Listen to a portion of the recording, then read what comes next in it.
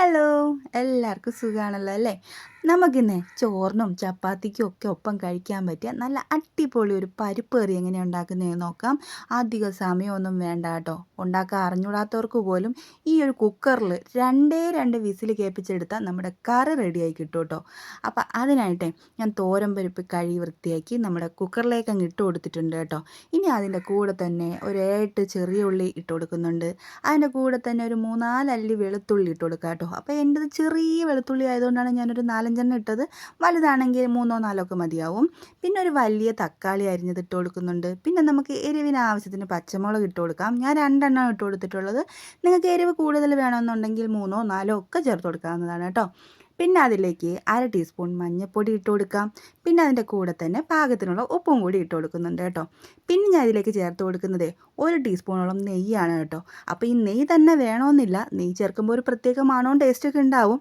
നെയ്യ് ഇല്ലയെന്നുണ്ടെങ്കിൽ നെയ്യുടെ സ്മെല്ല് വേണ്ടാന്നുണ്ടെങ്കിൽ നിങ്ങൾക്ക് 1 ടീസ്പൂൺ വെളിച്ചെണ്ണ ചേർത്ത് കൊടുത്താലും മതി കേട്ടോ.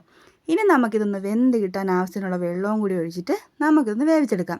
1, 2 വിസിലൊന്ന് കേൾപ്പിച്ചെടുത്താൽ മാത്രം മതി. നമ്മുടെ കറി ഉടനെ റെഡിയായി കിട്ടും കേട്ടോ. പിന്നെ എന്താ പറയുക, നമുക്കതിൻ്റെ ഒന്ന് ആവിയൊക്കെ ഒന്ന് പോകണവരൊന്ന് വെയിറ്റ് ചെയ്യണം. അത്ര താമസം മാത്രമേ ഉള്ളൂ കേട്ടോ. അപ്പോൾ ആവിയെല്ലാം പോയി കഴിഞ്ഞപ്പോൾ ഞാനിതൊന്ന് തുറന്ന് നോക്കി. കണ്ടില്ലേ, നന്നായിട്ട് വെന്ത് വന്നിട്ടുണ്ട്.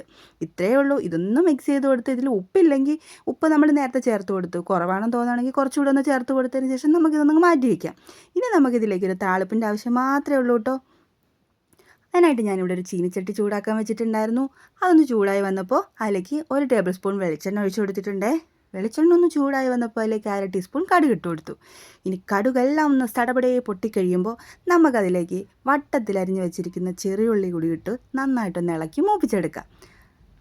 ഇനി ഈ ഉള്ളി ഒന്ന് മൂത്ത് വരുന്ന സമയത്തെ നമുക്കിതിലേക്ക് വറ്റൽമുളക് ഒരു 2, 3 വറ്റൽമുളകൊക്കെ ഒന്ന് മുറിച്ചിട്ട് കൊടുക്കാന്നേ.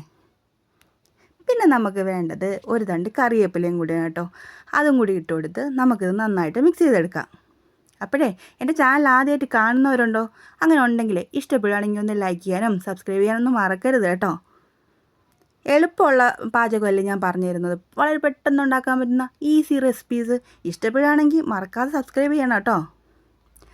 അപ്പോൾ നമുക്ക് വറ്റൽമുളകും കറിവേപ്പിലേക്ക് ഇട്ട് കൊടുത്തതിന് ശേഷം ഞാൻ അതിലേക്ക് ലാസ്റ്റായിട്ട് ഇട്ട് കൊടുക്കുന്നത് 1/2 ടീസ്പൂൺ മുളക് പൊടിയാണ് കേട്ടോ. അതും കൂടി ഇട്ട് കൊടുത്തു കഴിഞ്ഞാൽ നമ്മൾ തീ അങ്ങ് ഓഫ് ചെയ്യാം. ഇല്ലെങ്കിൽ മുളക് പൊടി പെട്ടെന്ന് കരിഞ്ഞു. ഇത് കറിയിലേക്ക് ഒഴിക്കുമ്പോൾ ആ ടേസ്റ്റും അങ്ങ് മാറിപ്പോവും. ഇനി നമുക്കിത് നമ്മുടെ പരിപ്പ് കറിയിലേക്ക് അങ്ങ് ഒഴിച്ച് കൊടുക്കാം. ഇനി ഇത് നന്നായിട്ടൊന്ന് മിക്സ് ചെയ്ത് കൊടുത്താൽ മതിയെന്നേ. അടിപൊളി ടേസ്റ്റി ആയിട്ടുള്ള നമ്മുടെ പരിപ്പ് കറി ഇതാ ഇവിടെ റെഡി ആയിട്ടുണ്ട്. ഇത്ര എളുപ്പമല്ലേ? എന്ത് എളുപ്പത്തിലാണ് ഉണ്ടാക്കിയെടുക്കാൻ പറ്റുന്നത്.